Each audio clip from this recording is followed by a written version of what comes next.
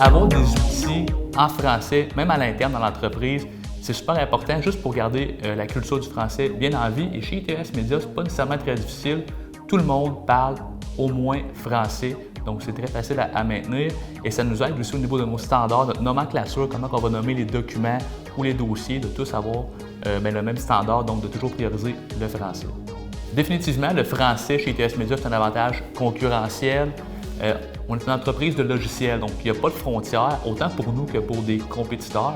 Donc ici, au Québec, pour nos clients, d'avoir une option en français pour les servir d'un bout à l'autre, définitivement, c'est un avantage concurrentiel pour nous. Et même dans certains mandats, c'est une obligation quand on pense aux mandats au niveau du gouvernement. Donc oui, un très grand avantage pour nous. Une manière pour nous d'encourager les employés à utiliser les outils en français, on n'a pas besoin de forcer parce que c'est la langue maternelle de tout le monde dans l'entreprise. Ensuite de ça, on s'est vraiment donné comme standard d'utiliser les versions par défaut en français pour tout le monde, mais aussi de nommer tous les documents en français. C'est beaucoup plus facile lorsqu'on cherche dans nos bases de données, dans nos outils, si on a toute la même langue pour nos fichiers. D'offrir un service en français chez ITES, même si notre croissance passe maintenant à l'extérieur du Québec, donc dans le reste du Canada et aux États-Unis, on considère que c'est fondamental.